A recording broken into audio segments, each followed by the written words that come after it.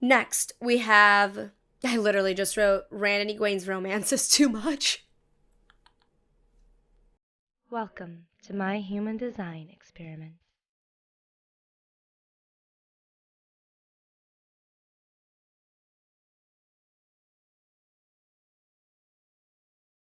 Hello, and welcome back to Embodying Mystical Mac. Before I start, I just want to say thank you so much for the overwhelming support on my Wheel of Time video. I have come here to complete that saga by giving you my thoughts on the last couple of episodes. But before I continue, I just want to address a couple things. One, I know the glasses can be distracting. I know the reflection can be distracting.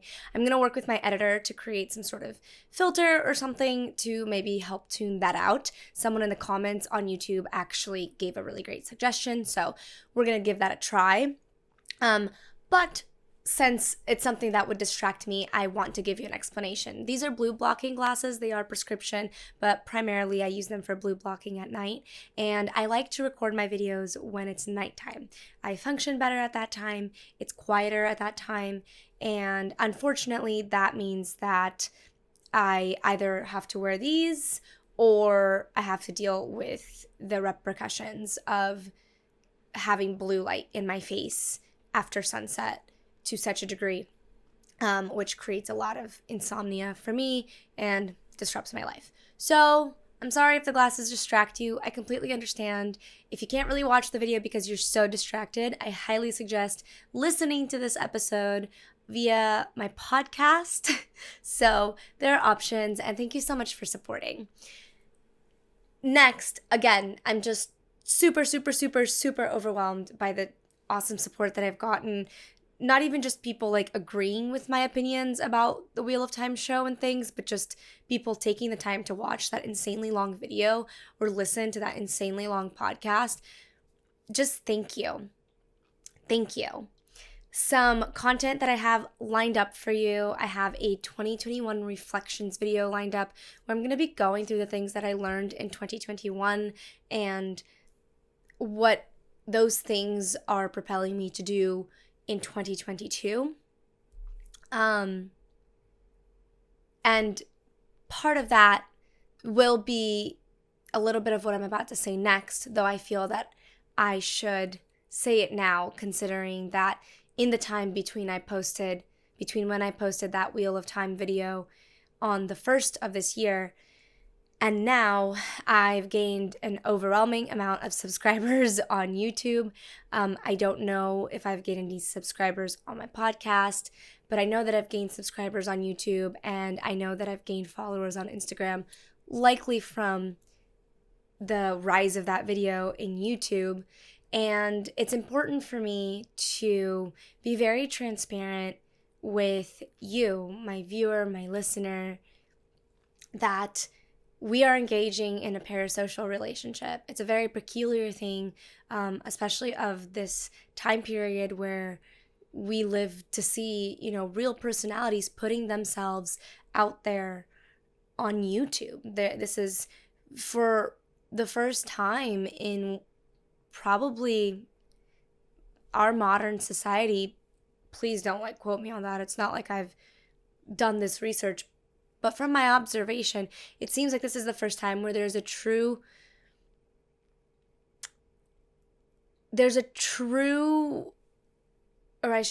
grand amount of people that are becoming celebrities and that are becoming quote, quote, famous through being who they are. And yes, I'm talking about the influencers and I'm talking about the YouTubers. It's not a celebrity now that you've fallen in love with because they've played characters you love. It's now you're falling in love with people for who they are, for their opinions, for how they state them. And the parasocial relationship is a really interesting thing. I don't want to mislead anybody in saying hi friends or anything like that. I just want to make it clear that this is still a parasocial relationship. Unless you've met me in person, we are not close friends. Not because we never could be, but because life has not brought us to meet in person and that those energies haven't been forged And that's okay. We can still be connected through this amazing thing that is the internet. We can still be connected through communicating via comments and social media and the like. But the way that I navigate those interactions is in a very protective way, because I know that I myself am prone to having my self-esteem highly affected by how I am treated by those people on the internet that choose to listen to my podcast or watch my videos or entertain my opinions in any way, shape, or form. So I would like to be clear in drawing that boundary that kindness is always above all. Please don't feel that you can demand anything of anyone, least of all me, a person that you don't know personally. And that is just here to share my love of various different things, in my opinion, on various different things on the internet. I feel the need to say this because I've recently had an interaction with a particular follower that I appreciate people voicing their feelings, but when kindness goes out the window because of something that I'm doing that I'm not doing intentionally to hurt anybody, but rather I'm doing for reasons of self-preservation and preserving and taking care of my own mental health, that is unacceptable. People don't deserve to be berated or, or spoken to in a way that is disrespectful, simply because others don't understand that this boundary of parasocial relationships exist, and that just because a person is making themselves available to you on the internet in the way that a lot of influencers and YouTubers are, it doesn't give you an excuse to demand anything of them or to treat them disrespectfully because they don't act in accordance to what you believe is correct. So I'm going to go further into that whole thing in my 2022 desires and 2021 reflections video, which are going to be one and the same. But for now, I just really felt the need to state that. The comments have been overwhelmingly respectful and kind, even the ones that were a bit sarcastic or a bit hostile. They're nothing that I feel like I need to just completely strike. But just know that I will block you and I will delete comments that are just not coming from a great place. This is both podcast-wise and YouTube video-wise, Instagram account-wise. We're about kindness and love here, and I believe that we can discuss things and disagree and have differing opinions without having to resort to just attacking each other for whatever reason that is likely not good enough. With that said, let's get into my trusty book here. Haha, I have notes. I'm also dressed up again. This time we are honoring the blue Aja because I would have pledged to either the blue or the yellow, but definitely the yellow because I'm more of like the healer type. But the blue would have been my next choice. So here we are in blue and white. Yes, it's a good time. Okay, here we go. This is the episode 7 and 8 of Amazon's The Wheel of Time. Let's get into it because it's kind of a mess. Okay, I'm just going to start off with reading. Let's talk about episode 7. The opening gave me mixed feelings. I appreciate them showing us the Maidens of the Spear and the badass way in which Aiel fight. Oh, spoilers. Spoilers for everything. Spoilers for basically up until end of book 12, because I got to the end of book 12 and oh my god, that is one of the best books I've ever read / listened to in my entire life. Like, just, it was flawless. Okay, fine. I won't go as far as to say that, but it was near flawless. Amazing book. Anyhow, spoilers for up until there. I don't want to be responsible for you being upset that something was spoiled to you. I don't know where we're going to go in this video. I just know that beware. Okay, there we go. And of course, spoilers for episode 7 and 8 of the show. So, the opening. I do appreciate them showing the Maiden of the Spear, particularly Rand's mom, Maiden of the Spear. I forget her name. But, okay, wait. I want to thank you all for the really amazing comments. Sorry, I had to get it back.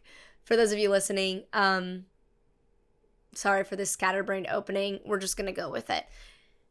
I just really need to say thank you. Thank you for all the comments. Thank you for the really well thought out responses. A lot of things that you guys put in the comments I'm going to be considering as I talk through this video. And I've even noted a couple of things towards the end in my final thoughts.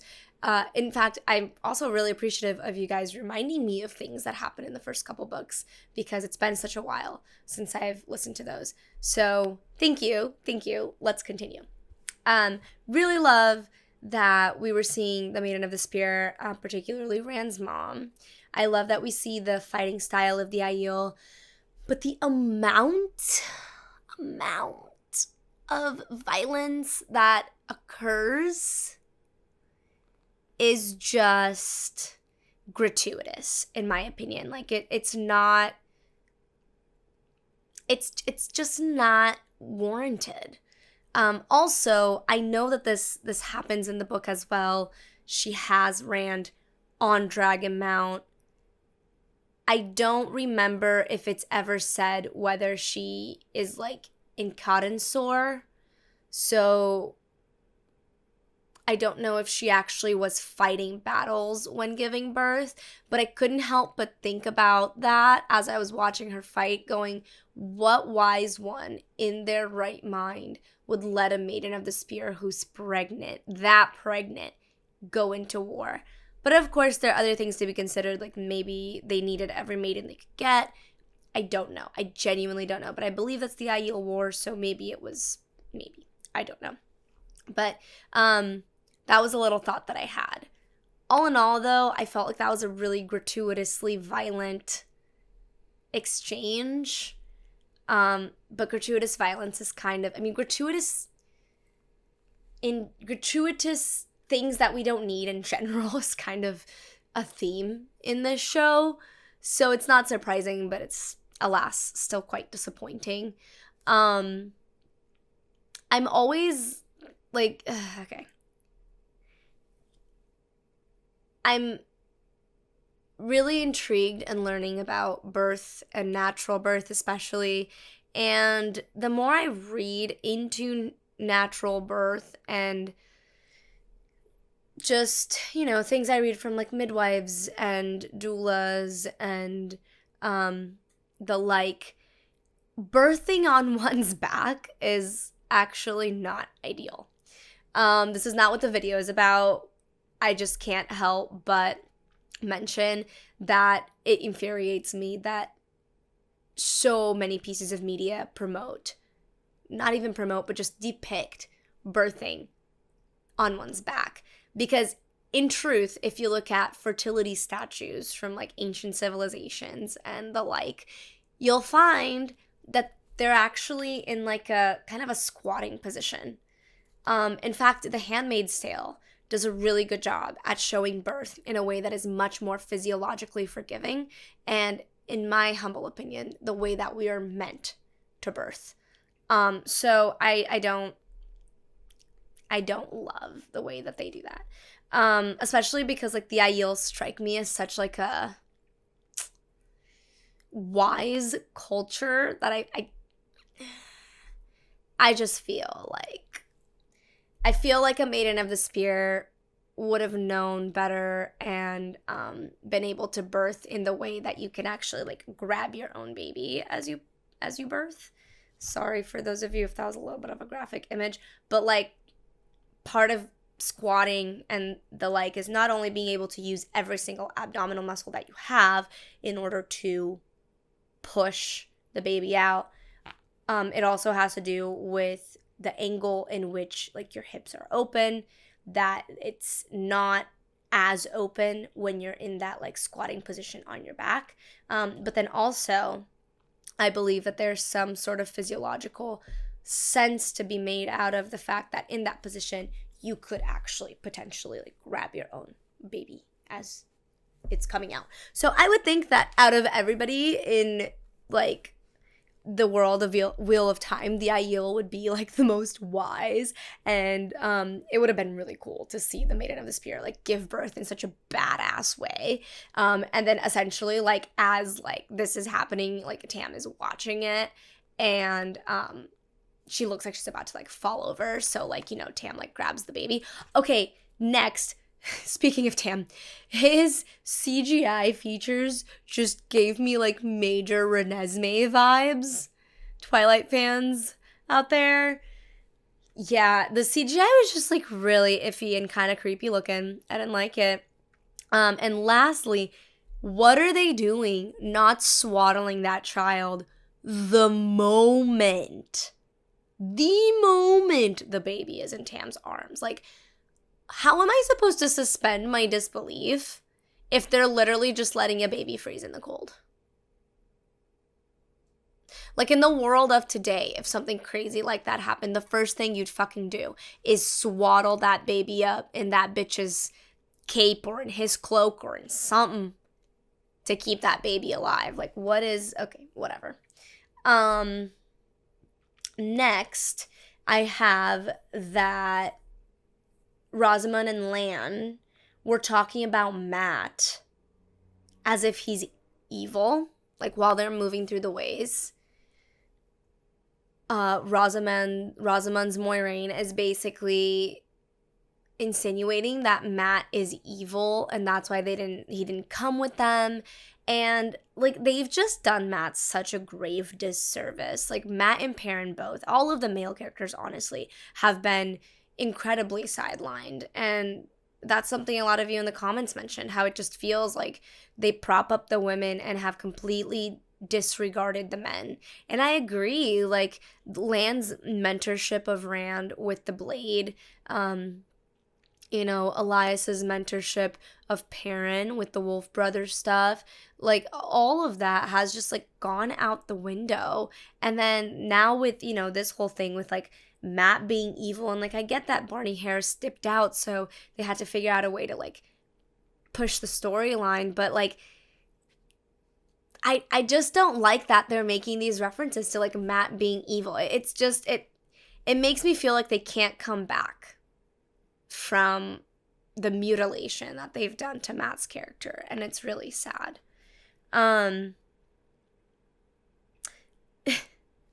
Next, it's funny because our five, right, they're written as older people, more mature people, and yet like literally they're written that way to look that way and whatever. But then as far as their dialogue is concerned, they have very immature and juvenile moments.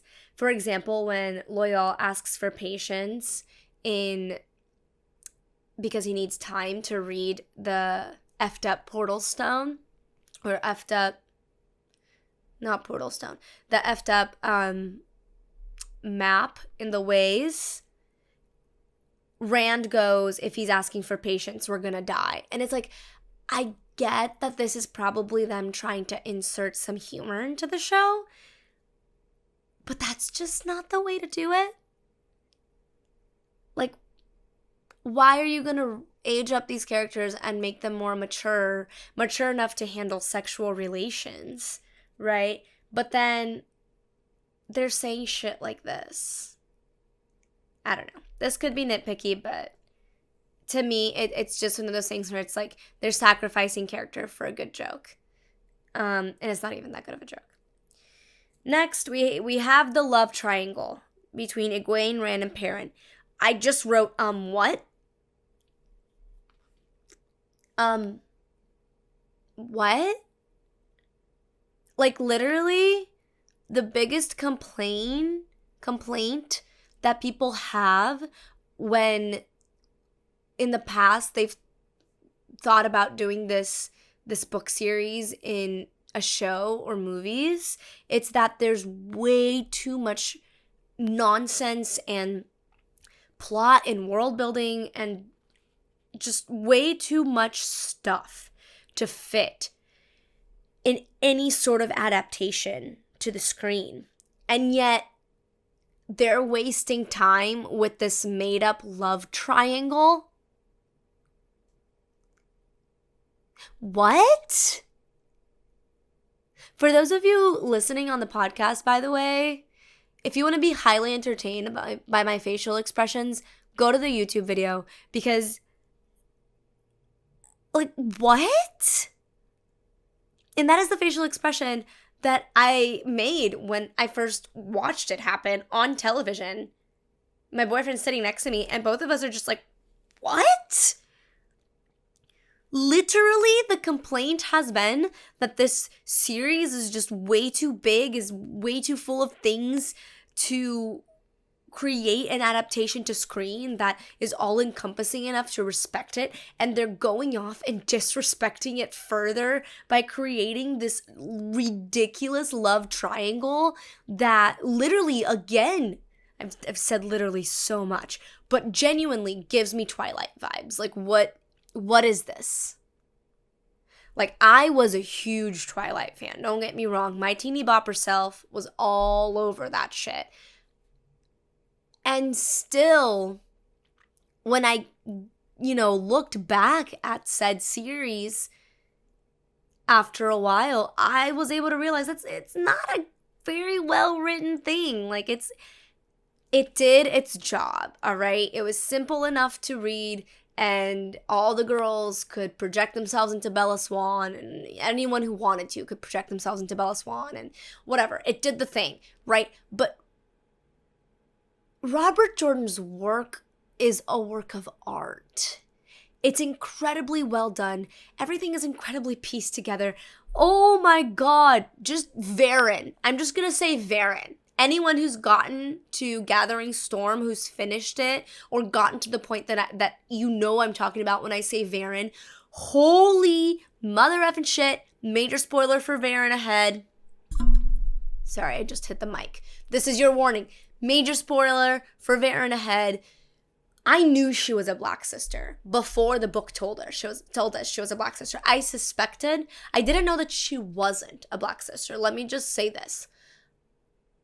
But I was never sure that she was not, right? But then to find that she was basically the major master spy, that's some Severus Snape shit. All right? All right, JK has got her problematic opinions and ideals and shit, but the story she wrote was amazing and phenomenal. And in Half-Blood Prince, to witness that memory where you're witnessing Snape essentially go along with Dumbledore's plan, protect Harry every time he could, do the things that he had to do, and all the while literally playing the most brilliant triple agent or whatever at all, of all time. That was the Varen moment for me. And that's one thread that gets sewn up neatly in the most beautiful way.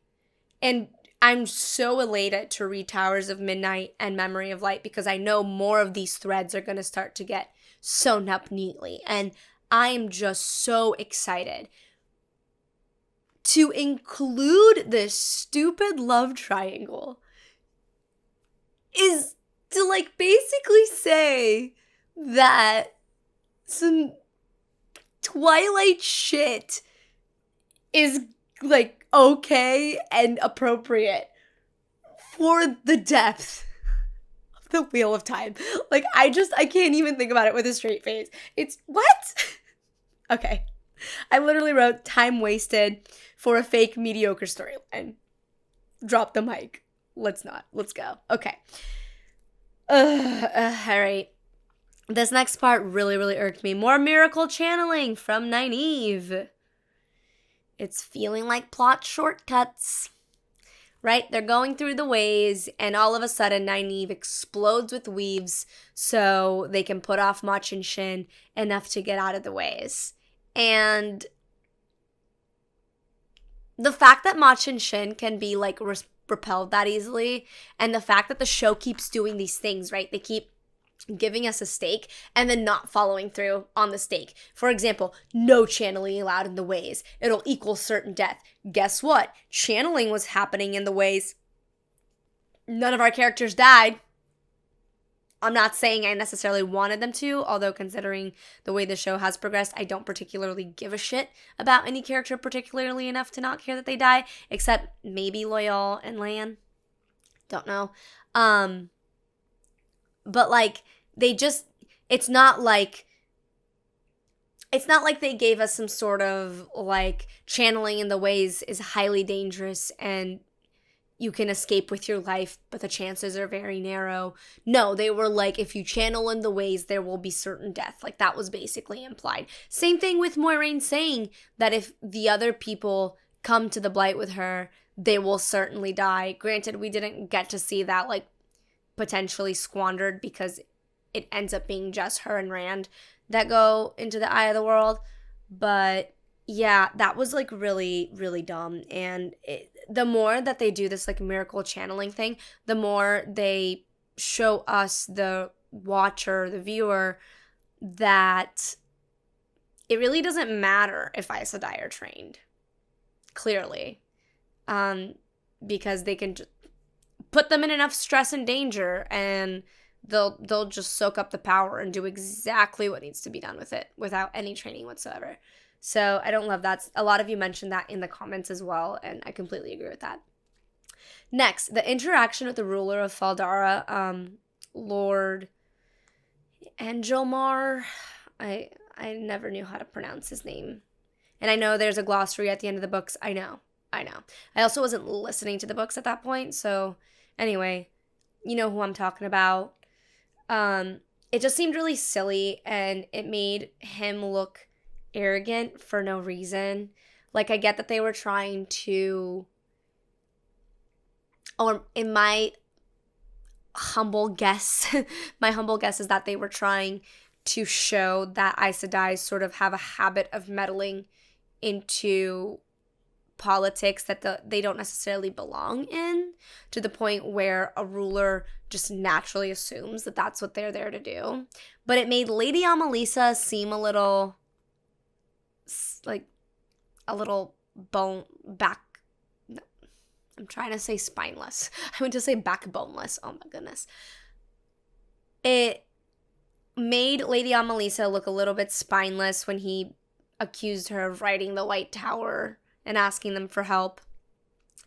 And then it also just made him seem not composed as a ruler. And I would think that a Borderlander, right, some of the most sturdy people in this world, not just sturdy of spirit in their honor and in their commitment to protect the borderlands and to hold back the Blight, but like composed as people in general. Because if you're fighting the literal spawn of the Dark One, such as Trollocs Myrddraal and things of the sort, like the last thing you need to be doing is losing your shit over stupid things. And I would think one Aes Sedai with one warder and a bunch of random kids would not pose enough threat for Lord Agelmar to essentially be like all huffy and puffy and telling her that her guidance, quote, quote, is not welcome here. So I don't know, that just really, I didn't like how they represented that.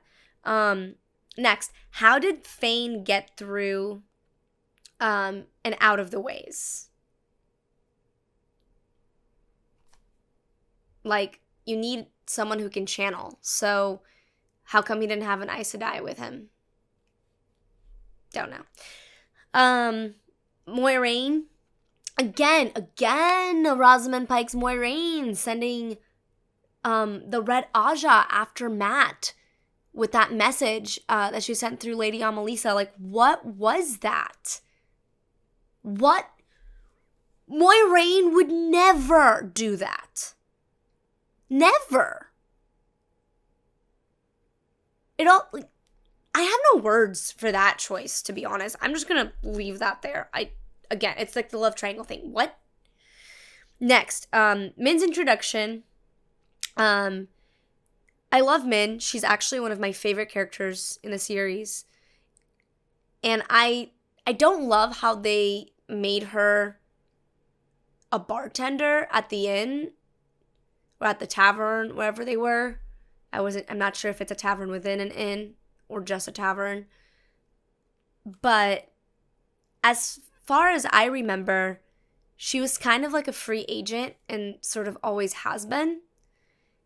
And so to make her like a bartender at a tavern, just, I don't know. This is nitpicky, but I just didn't really feel like it was the best thing to do with her, I suppose. Also, Moiraine makes it seem like all the Aes Sedai know about what Min does and exactly what she is. There just seems to be a very, like, air of certainty that, you know, her whole line about without the Aes Sedai, Min would have a bunch of people coming to her all the time. And it's just like, in the book, it's very clear that Min is kind of a well-kept secret. And Moiraine is one of the few Aes Sedai who know about her. And again, this paints Min into this corner of she's not a free agent. And one of the things that I love about her in the books is that she is a free agent. She does what she wants when she wants it. And even with that sort of willpower and attitude about her, she still knows when she becomes tied to Rand and to the pattern in the deeper ways that she becomes tied to it. And that's what makes her really, really amazingly special to me, because she does what must be done in spite of this like free-spirited, free agent sort of nature of hers. And the way that they like shoehorned her into the show as kind of a plot device to give us information about the fate of our characters just really, to me, feels like they disgraced her character, not as deeply and heavily as they have disgraced, say, Mat or Perrin, or even Rand. But yeah, I just didn't love that. The melodrama between Nynaeve, Rand, Egwene, and Perrin is a complete waste of time and just write down like cheap storytelling. Like the love triangle. I literally put here, like the love triangle. The fact that so much melodrama exists in the last couple episodes, when the biggest complaint, and I'm going to keep saying this, about putting this series into a screen adaptation is because it is too full of concepts and things and people and worlds and whatever to viably put into a proper adaptation to screen. And the fact that we waste such precious time, not only in past episodes with unnecessary melodrama and themes and storylines that really don't have any pertinence or importance to the plot of The Dragon Reborn coming to said realization, and Nynaeve and Egwene coming to their lives as Aes Sedai, and Perrin finding his wolf nature, and Lord knows what Mat's doing anymore, but, you know, in the book, him finding his way to being the respected general that he becomes, and to getting woven into the pattern the way that he does. Like, we're wasting valuable time in past episodes, and in these two, they also do this by creating this cheap melodrama, this cheap love triangle. It's just a waste of time, and it's infuriating, considering the main complaint of everyone who's rejected to bring this project to the screen. Next, rushing Lan's and Nynaeve's relationship was just completely infuriating. The fact that they're rushing all their relationships, like, I don't understand why sex needed to be involved in order for the show to be interesting.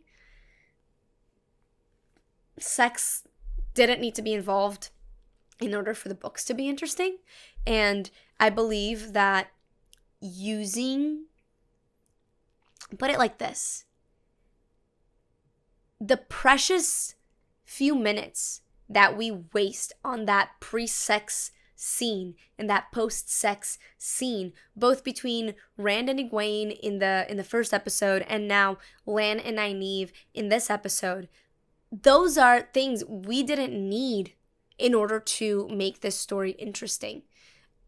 The fact that there's this belief that these characters need to bang for us to create an interesting relationship and dynamic and create tension in that way is just really, I mean, to me, it's just really uninspired. And it kind of makes me feel like they're not trying to pull an audience of non-book readers that are grown adults and will really take in the depths of what this works is supposed to be, these works are supposed to be, but rather that they're trying to pull in the CW Riverdale crowd. And that's fine and all. I understand trying to appeal to different demographics and trying to bring in different demographics, but the fact of the matter is that this series was not made with lighthearted tweeny bopper themes. This series was made with full-fledged, complex thinking adults in mind. And gaining that Riverdale crowd should be secondary to honoring the work that you have in front of you, which is honestly not made primarily for that crowd. So I think that adding sex between these characters and the like just really cheapens it and again wastes precious time from the mission at hand, which is conveying this incredibly complex world that Robert Jordan has laid out before them, which of course we know they are very adept at ignoring. So not surprising, but still incredibly infuriating that they rushed Lan's and Nynaeve relationship and then went on and tacked that brilliant quote from one of the books when Lan basically like professes his love to Nynaeve after their one night stand. Like it feels really cheap. And again, it feels like trying to pander to book lovers and to the book readers instead of actually try to draw us in with a well-told adaptation of this brilliantly told story. Next, we have, I literally just wrote, Rand and Egwene's romance is too much. It is, though. Like, it genuinely is. Especially because are they just going to completely toss out the polyamorous relationship that is Rand, Aviendha, Min, and Elaine? Is that done? Are we also going to completely get rid of the Aiel custom of sister wives? Is that done? Because honestly, that was one of the most intriguing aspects of this entire story to me. I myself believe in having different kinds of monogamous relationships, and I believe that when polyamory is explored and people are willing to really work on themselves towards that kind of thing, I believe that it can work and it can be a really, really beautiful thing. And though I disagree with some of the ways that the female version of that got portrayed via Elaine, Min, and Aviendha, I cannot deny how well Robert Jordan laid out that dynamic, and in a way that it really put us in the shoes of each individual character in this polyamorous relationship between Rand, Elaine, Min, and Aviendha. And so to have this, like, to continue to trudge forward with this romance between Rand and Egwene, I'm just like, it's just too much. It's just too much. It was too much for me. If your opinion differs, I totally get it and understand, but it was too much for me. Next, how did Min know Rand was coming? There's this part in the show when Rand walks into the tavern place that Min works at and they're closing up, and Min knew he was coming, and he goes, how did you know I was coming? She goes, it comes with the territory. And I'm like, what does that mean? Like, when we first saw Min, I was really excited about it because it seemed like they were going to actually portray her gifts in the way that they're portrayed in the books, which is she sees shit in people's auras, but she doesn't necessarily know what the shit means all the time. Sometimes she does know. Sometimes she knows exactly what it means, but a lot of the time it's just sort of like she sees these images and she's not entirely sure how to make sense of them, per se. But she can derive some things. But then we have Rand come in, and now all of a sudden Min could foretell that he was coming in? Like, how does that come with the territory? Explain that to me. Next, right, I said this before, but I wrote it again here. Min working at a bar, it's an interesting choice. Just like making it seem like the entire tower knows about what she does and protects her somehow in a way that she's indebted to them, which is just not the case in the books. Next, the gratuitous bond masking, and somehow Lan can't track Moiraine. So I actually commended the show, maybe not in the video that I posted, or maybe I did, but truly the way that they threw in the whole Aes Sedai can mask their bond situation, they did in a very tasteful, subtle way. But then they go and ruin this by gratuitously using this masking thing. To the point where Moiraine has masked the bond so Lan can't follow her into the Blight where she's going with Rand. And somehow, when this happens, Lan, like, they have turned Lan and all of the warders, to be honest. One of you said this very harshly in the comments, and I can't say that I disagree. They've turned them into these, like, mopey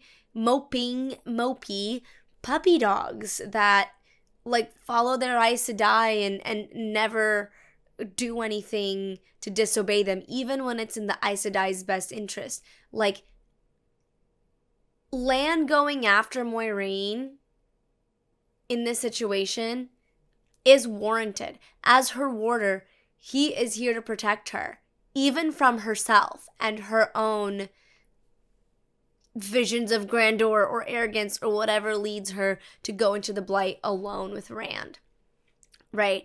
But the fact that he just sort of like pouts and says that he can't go, she doesn't want to be followed, and it's just like, I don't know. It just, they really, really fucked with the warders. They're no longer these, like, pinnacles of balanced stoicism. Because stoicism doesn't mean that you don't feel things and that you just bottle up and suppress your feelings. Stoicism is not turning into Quendiar, like, Rand decided he needed to do, and then finally cuts that stupid shit out in the Gathering Storm. Thank God. That scene was amazing. I cried a little in the book when I was listening. Michael Kramer, Kate Redding, you guys are so amazing. I cry listening to you narrate because you do such a good job. Oh, the way Egwene helps the tower in the end of that book. I just, and the way that she extends a hand to the red by asking Sylviana to be the keeper. Like, I'm getting emotional just thinking about it. Michael Kramer, Kate Redding, you guys are, you're the home voices of this for me. Thank you so much. Really though, the warders are not like Rand up until he has that revelation on Dragon Mount. They are balanced warriors that have learned to channel their feelings towards their stoicism, that have learned to function in a way where they are complete tempest storms in and of themselves, well contained and bottled until the precise moment where that storm needs to be unleashed. And the show has turned them into like these mopey, emotional people, which it's okay for people to have emotions and to be mopey when they're not warders. Again, not saying they can't have emotion. There just needs to be a very calculated and subtle way that those emotions need to be portrayed. And I don't think that that was done well.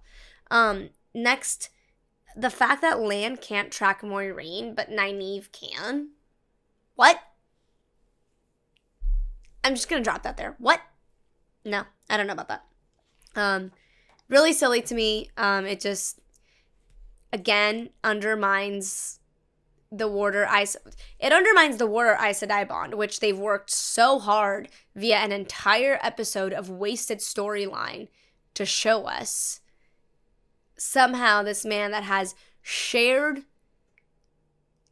feelings and this deep bond with Moiraine for decades can't track her.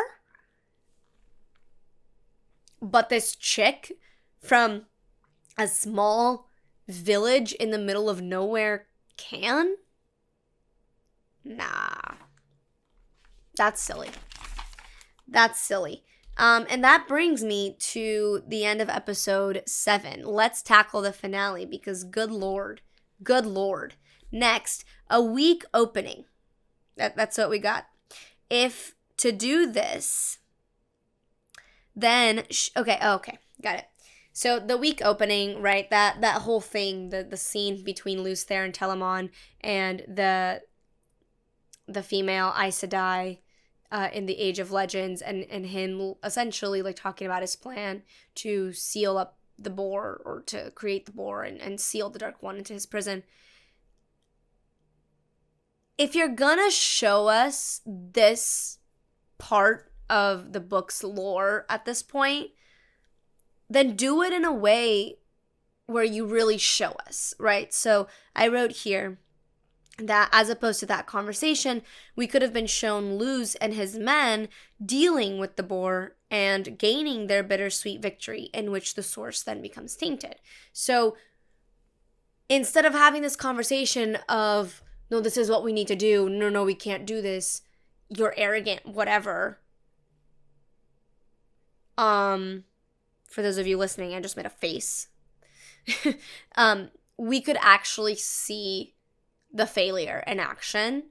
And sure, it would confuse us, especially those of you who have not read the books in a way, but it would also be intriguing. There was nothing intriguing about that conversation for me. In fact, I'm really not liking how we are just placing the entire breaking of the world on men didn't do what they were supposed to do. I don't know. Not fun. Anyways, Lan comes across as a nervous brother more than a warder, and honestly... Oh, and how does Nynaeve know how to track Moiraine more than Lan? See, I was so bothered by this that I put it in here twice. Literally, though. Literally. How? Don't know. Another gratuitous use of book terms before Lan leaves, or I said book gems. Yeah, that passage that they use. I can't quote it to save my life right now, but those of you that know what I'm talking about know what I'm talking about. There has not been enough development of their relationship for that passage to have been warranted. Balsamon isn't scary and the graphics don't help. Yeah, I didn't like that. He really wasn't that scary. Graphics didn't really help. And that whole exchange between him and Rand, both in Teleran Riyadh, and then like in the supposed epic battle that was gonna grind anybody else there to dust between between two great forces, whatever Rosamund Pike said as Moiraine when she was explaining that everybody who came that wasn't the dragon would basically die. Yeah, that was just, I don't know. It was all very anticlimactic. Egwene can hear the trouble coming, but Nynaeve can't. So yeah, that was something that bothered me, right? There was this scene where Nynaeve is listening to the wind, and Egwene comes and asks her if she hears anything, and Nynaeve says she doesn't, and then Egwene listens, and apparently Egwene can hear the storm coming. So I'm like, Nynaeve was the one who was teaching her to listen to the wind, and now Egwene can do it better than her? Like, that doesn't make any sense. Next. So, Swan's and Moraine's plan is to give the dragon a super powerful ter'angreal and hope his fear and anger will come through enough for him to then miraculously channel, as most of our main characters seem to be doing in this show. So basically, like, why do we train people? You would think that this plan would be like the last thing from two very intelligent and wise Aes Sedai's mind, right? Like, because you're essentially giving a man who can channel, who's subject to the taint and Sidene, right? That is for sure gonna drive him mad. You're giving him one of the most powerful ter'angreal ever made that are gonna amplify this power.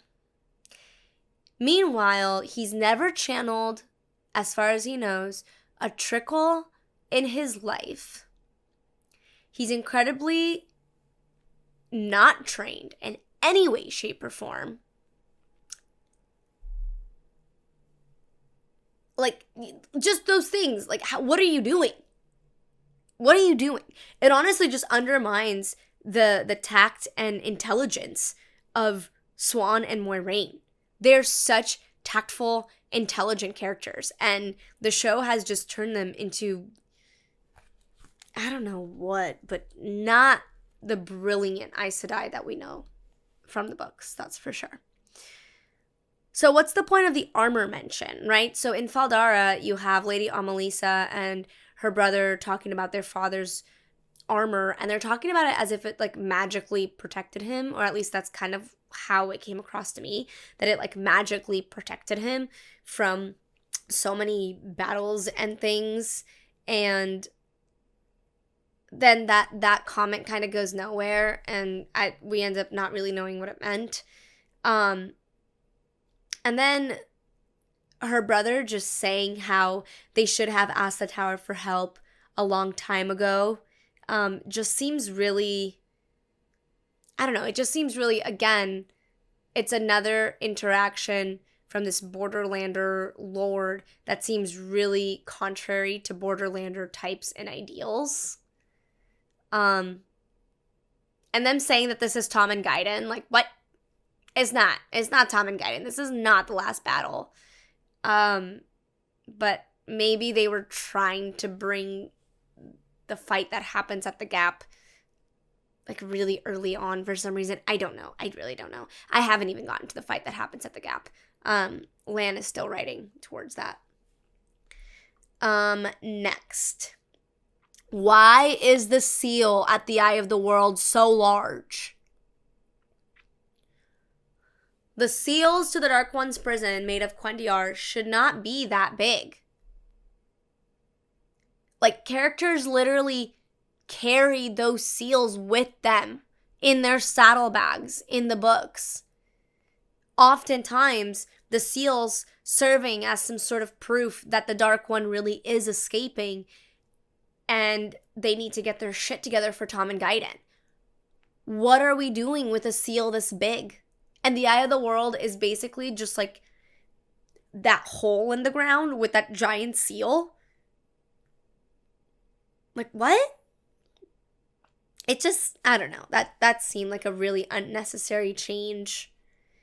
And just like a really silly way to depict the Eye of the World. I was really excited to actually see like that sort of liquid power that Rand draws upon. when he gets to the eye of the world in the books. And the fact that it just was so far from what was depicted to me in the books was just a little jarring.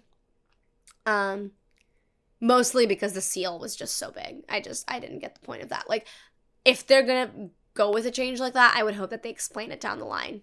Like, maybe the seal being bigger means it can hold more power, and the fact that this one particularly really big seal is broken is like a really bad sign. I don't know. Maybe they could turn this around, but to me, like, it was just either a really frivolous, unnecessary change, or just proof that they will change absolutely everything they can to make this thing, quote, their own, quote, even though it never was going to be, especially if they weren't willing to follow the source material. I don't like that Moiraine gets shielded by Balsamon. Like, that doesn't make any sense. And it infuriates me that it happened at all, because I assume she got shielded because of that line that he has when he says that he knows that she can feel the source at the edge of whatever he created, but she can't touch it. It's just very reminiscent of how Moradin shields a few of the Forsaken once they're reborn and have proven to fail on their missions. But it infuriated me that they had this happen, because so far all we've seen is stilling. We haven't seen the shielding like that. Also, you shouldn't be able to shield a person once they've already embraced the source. So it's also like they're changing the rules of how the magic system works. I can forgive that perhaps Balsamon, being much older and perhaps much stronger than Moiraine, could potentially get around the fact that she had already embraced the source. But yeah, I don't know. I just feel like that was a really confusing choice to make, because those whom have not had any familiarity with the books probably think that she's gentled, or stilled, I should say, meaning she's been completely severed from being able to touch the source, when in truth she's just got a sort of permanent shield on her that has not been introduced in this show, so why would you know what's going on? Oh yeah, I said non-readers probably think she's stilled, which, disappointing. Again, it's on them, though. It's on them for trying to include way too many things, not properly showing the magic system. Like, the fact that healing gets so trivialized to the point where there's no recovery time. Like, in the book, it's very clear that when healing via the one power is done, like, the person who was healed needs to eat a lot to recover and rest a lot. And like, when Tam is healed from that Trolloc wound in the first episode, it looks like he can just like spring up and go on the journey with them. Same thing with Matt, like when he's healed from the terrible forces of the dagger. It's like they're completely cutting down the things that we know about these things, probably for the sake of time. But again, right, they're not making characters stay in one place to rest after they've been healed, but they waste our time with stupid love triangles and a bunch of stupid plot lines from New Spring that don't mean anything to the current storyline. Like, it's really infuriating.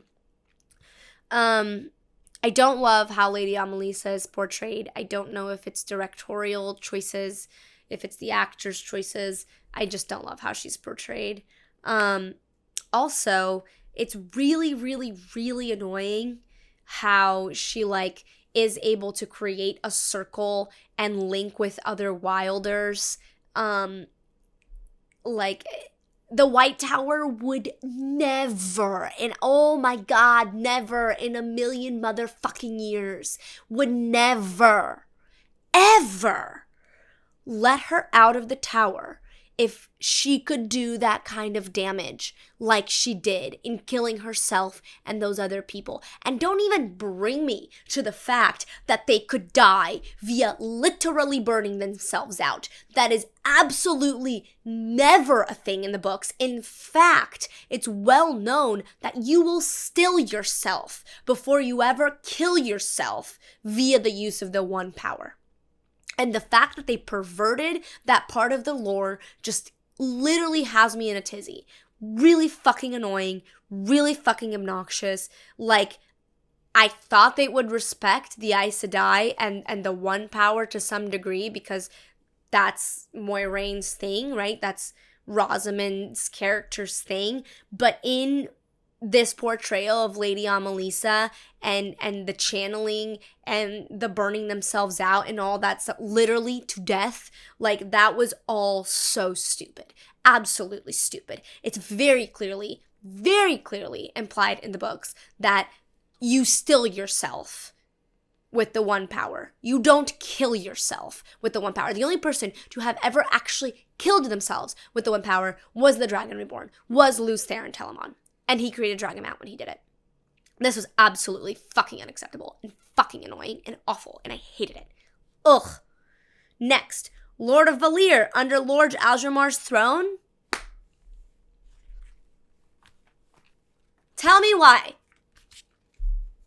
I get it. You probably don't want to, like, encompass all of the Great Hunt. I get it. The Hunt for the Horn.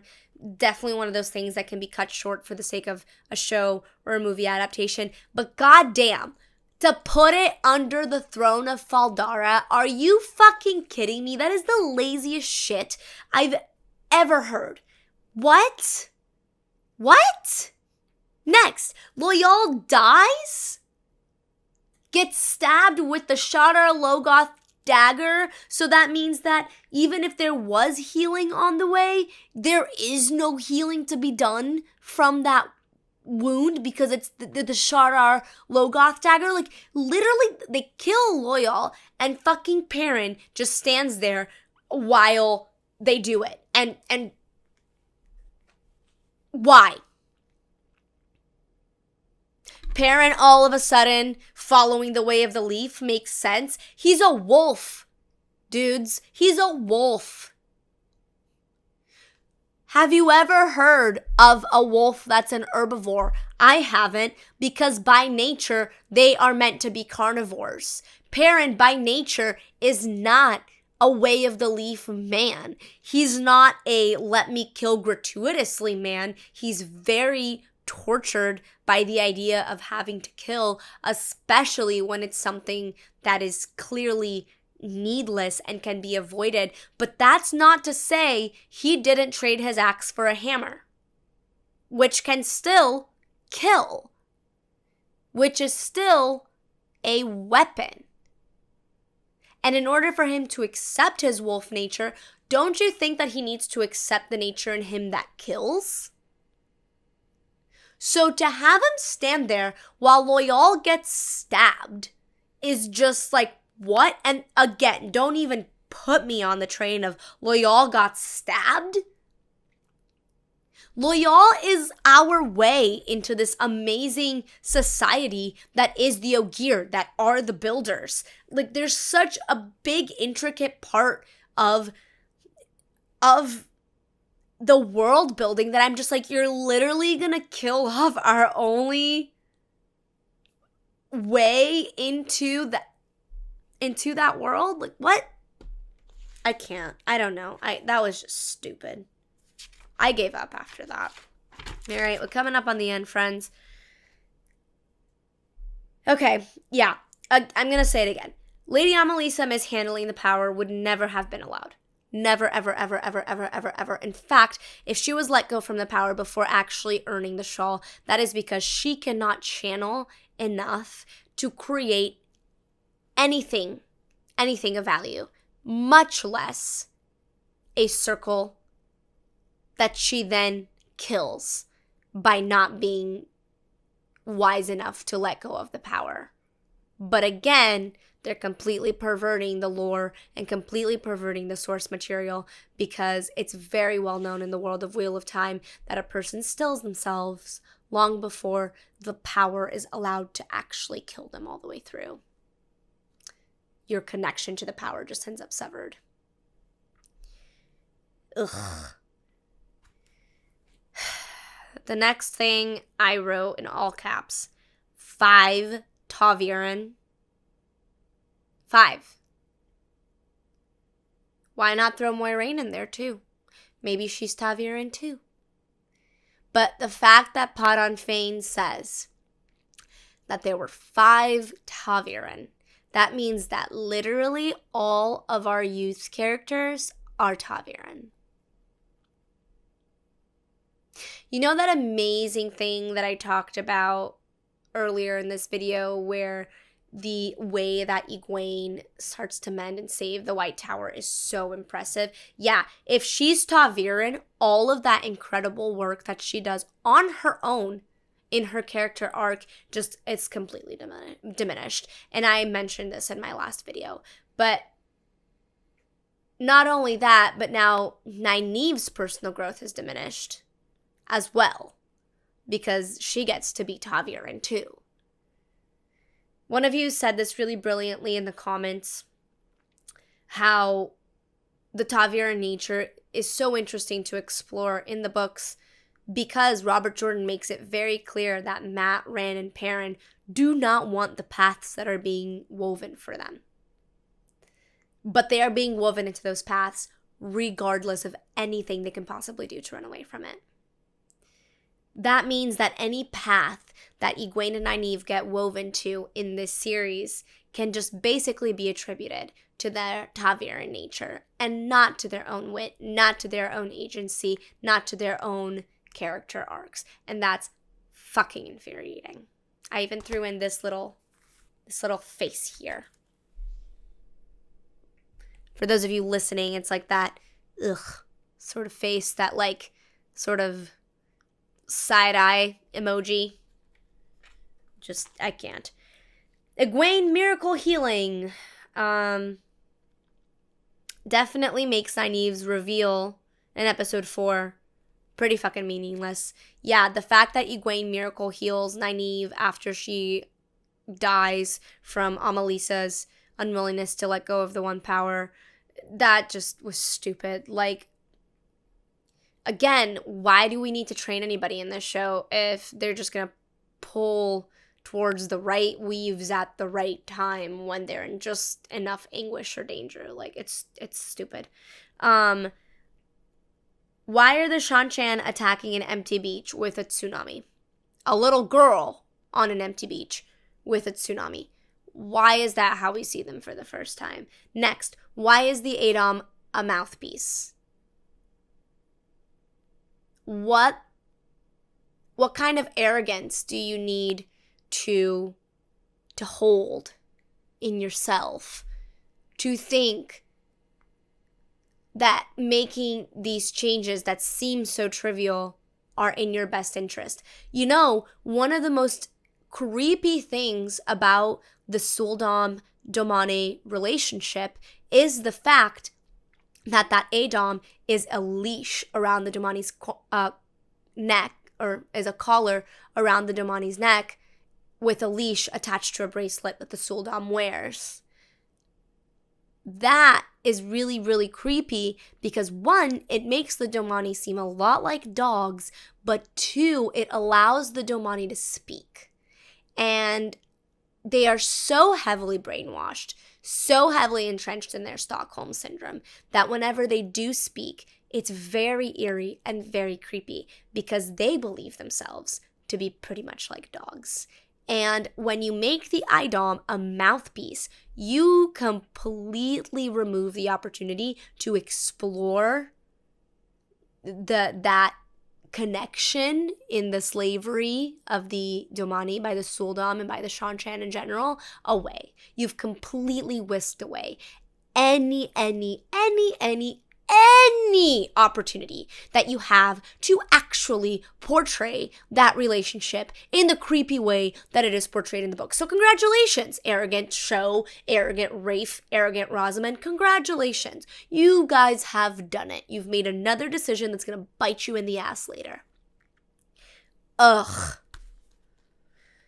My final thoughts. I hate that healing is trivialized. I hate that the recovery time doesn't even exist. I hate that it seems like anybody can just do it regardless. I hate the fact that the one power what I thought was something that was going to be handled with grace and reverence to the books gets essentially incredibly perverted in these last 2 episodes. And it makes you wonder why anybody ever trains at all, and if the White Tower is even halfway as responsible as, these Aes Sedai claim it to be, if they're letting people like Lady Amalisa go and she's killing people with the One Power, because apparently that's a thing that can happen in this world. Lastly, one of you said in the comments that I should also hold Sanderson accountable. And I've thought about this, and to this I will say the hierarchy of the movie industry is not kind to writers. They're not even kind to screenwriters. Screenwriters virtually have no power in the projects that they are involved in. So when you have a novelist on the team getting paid under a title of consultant, more often than not, they are not actually being used to the degree that they should be used, and their opinions are often not being listened to in the ways that, say, book lovers would hope, at least a lot of us book lovers would hope that they would be listened to. So where I do believe that I would have had a lot of respect for Brandon Sanderson stepping out and away from this project at a certain point before its release. But that's kind of all that I feel that he could have done. I don't feel, knowing what I know about the hierarchy in Hollywood and in productions and the like, that he really could have done much more than just step away from the project if it ever felt to him like it was dishonoring Robert Jordan's message. So I don't know for certain, but I place the grand majority of the responsibility on the shoulders of Rafe, of Amazon, and the team that greenlit this project in the way that he wanted.